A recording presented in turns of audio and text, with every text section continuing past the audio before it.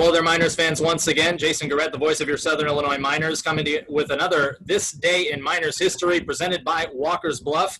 Yesterday, we went over Game 1 of the 2012 Frontier League Championship Series, and so now with our three special guests, Mike Pinto, Mike Ventola, and Chris Stone, we're going to go right into Game 2. Gentlemen, 1-0 lead going into game number 2, and Mike Pinto, we're going to start with you because your starting pitcher that night was Daniel Calhoun, another guy who is an ideal Pinto pitcher based on his numbers, a 2.5 ERA in 85 innings. He walked just 12 batters all season long, a guy you definitely feel comfortable giving the ball to in such a spot in the postseason. Well, again, so many of these guys, how did they come to us? Danny Calhoun had gotten released that spring from the St. Louis Cardinals. And Brent Strom, who is now the Houston Astros pitching coach, he and I have had a long-term relationship. And so when Cal got released, I sent Stromy a text, and I said, hey, I saw you just released Danny Calhoun. What do you think? And his response was, he's a strike thrower. Sign him. Don't let anybody else get him. And so when Stromy tells me this is a guy for you, I don't have to look at numbers. I don't have to call anybody else. He's going to be a dude. And that's what Danny was for us all year. He certainly was. The thing is that in postseason baseball, sometimes you take a left turn at Albuquerque and go in a completely different direction, and that's what happened in the first inning of game number 2. The third batter of the game, Peter Fatsi, hits a line drive up the box. It hits him right above the elbow.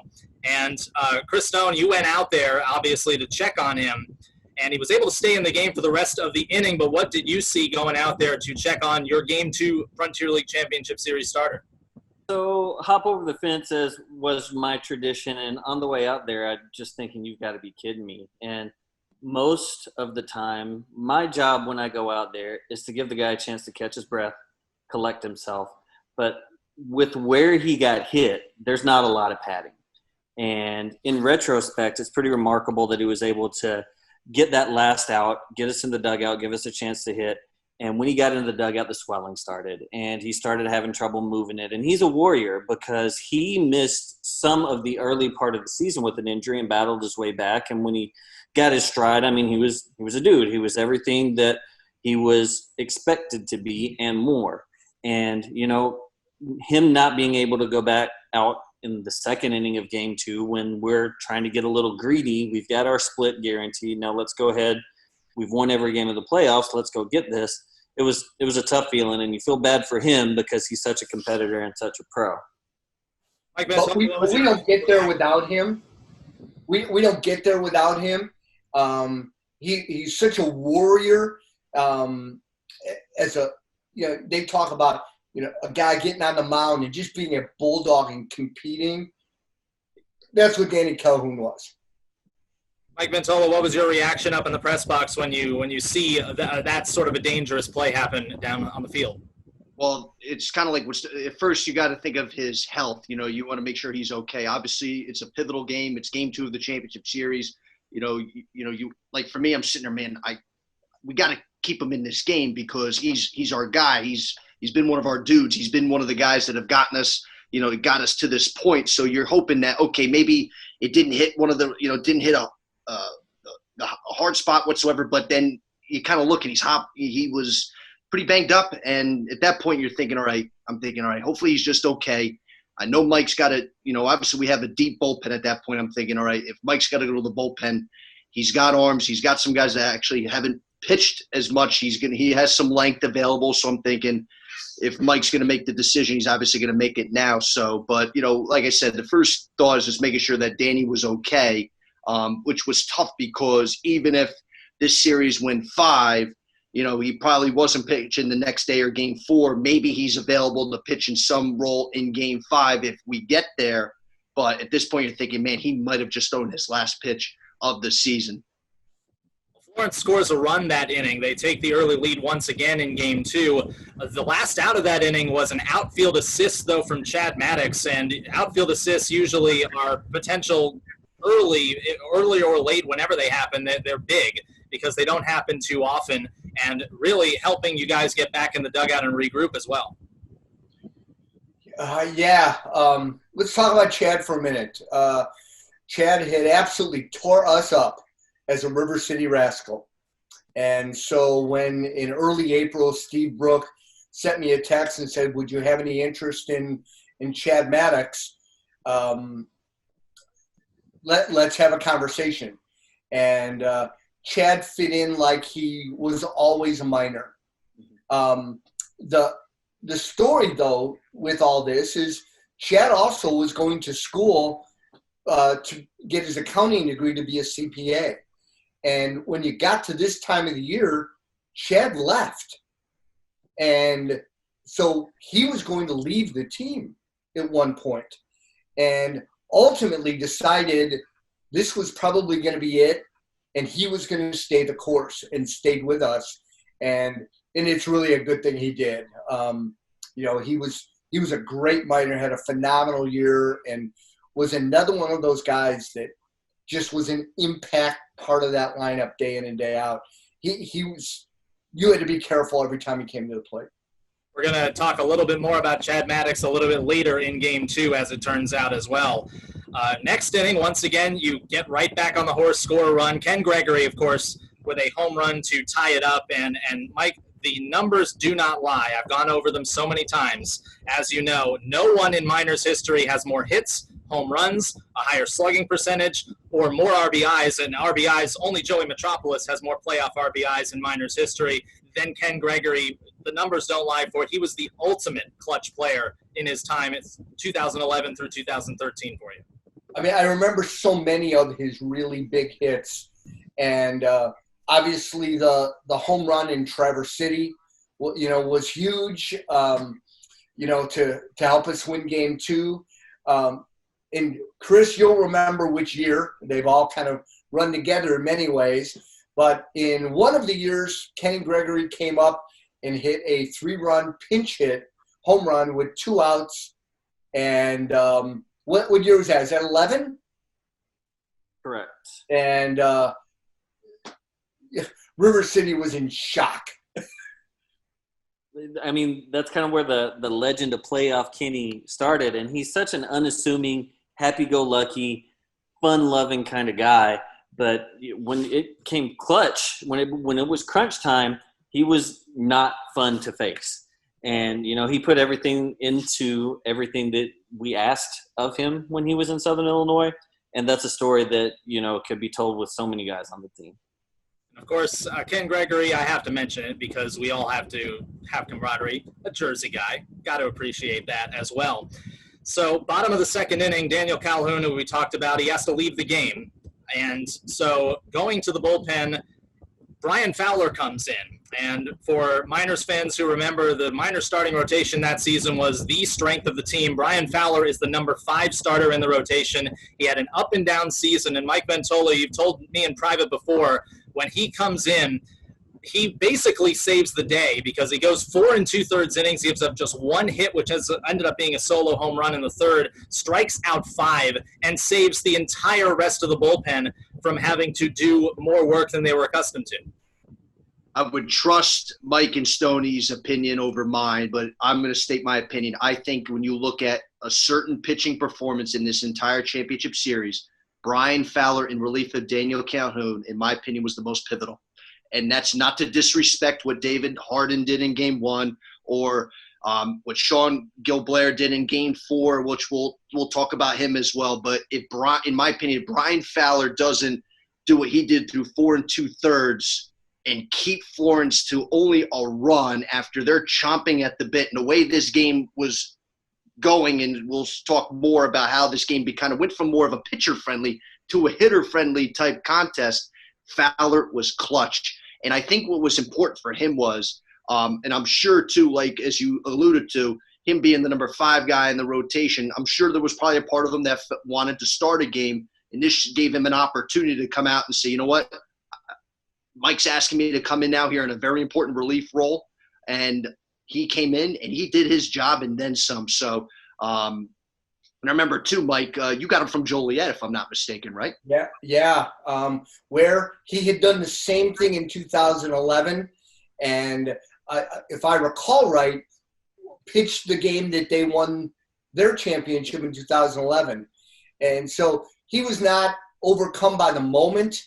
He just came in and just did his job. And, I look back and I said earlier, how will you be remembered when you are a minor? If you were to ask me about any player over the history, how you remembered, Brian Fowler will be remembered by coming in, throwing 4 2/3 in our biggest moment that changed all of the momentum in that series. If he doesn't do that and now we split, does that become a different series? I don't know, but boy, he sure did a hell of a job in taking care of us that night. Absolutely. I mean, when it comes to awards and things like that, it's hard for a long reliever in that role, in that situation, to be considered for an award. But in retrospect, if he were to have eventually won MVP of that series, I don't think there would have been a gripe at all, because there wasn't a more pivotal performance by anyone on the roster. You talk about Brian Fowler doing his job. As you alluded to, Mike Ventola, the game is back and forth. Gannon Lester goes yard again in the third. Jake Kazi hits a home run in the fifth inning. We're going to talk about Kazi later in this series. Another Florence error leads to a run in the top of the sixth. It's a 5-2 lead for you guys going to the stretch. Gabe Shaw runs into trouble in the bottom of the seventh. You go Let me pause you there, though, Jace. Sure. So mid-game, and Mike, you probably have it on your notes there, Florence is making a pitching change midway through the game. And all of a sudden, someone is yelling at me from the stands. And there were some questions on whether we were spitting sunflower seeds. And this was going on in the middle of the game. And so our dugout is now, we're a little feisty.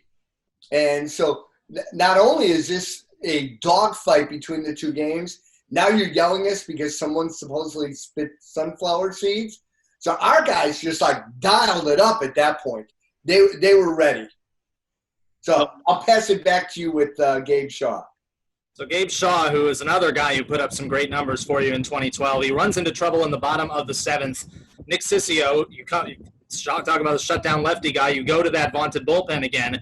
He comes in, and with still nobody out and the bases loaded, gives up a hit and a hit by pitch. All of a sudden, it's 5-4. But with still nobody out and still the bases loaded, it's Sissio who bears down and gets not only 3 straight hitters on strikeouts, but the number 3, 4, and 5 hitters in Florence's lineup, Peter Fatsi, Eddie Rodriguez, and Drew Rundle, in a row to get you out of the inning and keep you in front. Talk about doing your job in a big spot. It doesn't get bigger than that. Yeah, that's for sure. And Nick just had, I think the term is cojones. And that's what was required in that moment. It required marbles to be able to gut it out. Yeah, exactly. To gut it out and go, you know what, I got to find a way here. And that's what he did. Well, that was the entire team as well. Mike Ventola, you're I believe about to say that same thing. Yeah, that was too, because, it gets back to what we alluded to earlier, obviously how important Nick Sissio was. And then what was, it was such a dogfight. I want to bring up, kind of go back to what Mike said about the sunflower seeds, because I remember when that was going on, I'm sitting there going, really griping about sunflower seeds. I mean, it's game 2 of a championship series.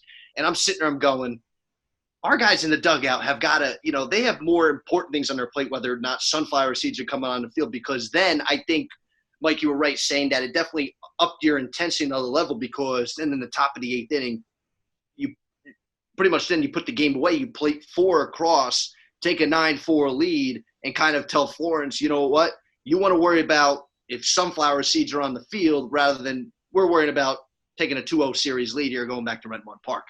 Now, I should add that there's a story not a lot of people know, but the owner of our team, John Simmons, lives in St. Louis. And after we won game 1, he got in the car and drove 6 hours to come to our game. watched the game, got in the car, and drove 6 hours back that night. But he wanted to see a game that night. And in credit to Tim Arsenault, who, by the way, our GM, who had come in for that game as well. When all this sunflower seed stuff was going on, Tim said, just send me the bill. Yes. Oh, So, salute to you, Timmy Arsenault. Well, you took the words out of my mouth, Mr. Ventola, because right away, yet again, after Florence scores a run, you come back and you score not only a run right away, but several runs right away. 2 on and 1 out. It's Chad Maddox again. Remember we said we were going to get to him later? Well, here's the later. A 3-run home run that essentially put the game away out of reach. And this game that was back and forth the entire time ends up being the biggest blowout, relatively speaking, in the entire series because of that home run. How sweet was that 3-run home run to call on the Miners Radio Network? Well, it was awesome. I was going to say they heard me back in Southern Illinois. I'll tell you that much, because I'm sitting there, because the intensity level was really starting to increase. And look, I mean, it was the first time I'm calling playoff baseball, and game 1 was so exciting.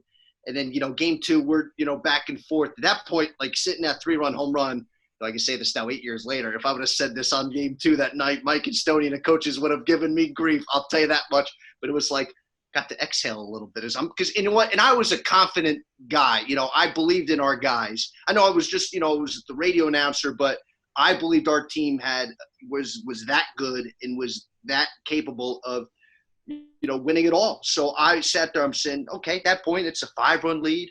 We're feeling pretty good. I'm thinking, all right, we got this. So, but it was so much fun, especially because Chad has come up in pivotal moments in the past. It was earlier that season with us, or as Mike talked about during his time with River City, that, for a guy like Chad to come through in a moment like that, it wasn't surprising. You would have expected a guy like him, maybe not a 3-run home run, but at least an RBI single, at least you knew he was at least going to get 1 run home in that at bat. Well, now you have a 2-0 lead in the Best of 5 Frontier League Championship Series. 4-0 on the road in the playoffs. That is awfully hard to do for any team. But, Chris Stone, how are you feeling about chances going back up 2-0 to Marion? Feeling pretty good. We know that the job isn't done. But like I said before, you go into a series. When you're opening a series on the road, you hope for a split. When you win the first game, you start to get a little bit greedy. And kind of projecting ahead a little bit, Justin Walker gave me grief after the whole series was over, and he kind of asked me for my quote, and I've really grown to like it in retrospect. But the quote was, "To see these guys believe has truly been unbelievable." And with every win, that just built upon itself, and we went back to Marion feeling pretty good. Well, that'll do it for Game 2 of the Frontier League Championship Series. The Miners obviously winning the first 2 games. They have a 2-0 lead in the Best of 5. Join us Tuesday when the Miners come back to Rent One Park and we talk about Game 3 of the 2012 Frontier League Championship Series with Mike Pinto, Mike Ventola, and Chris Stone right here on This Day in Miners History.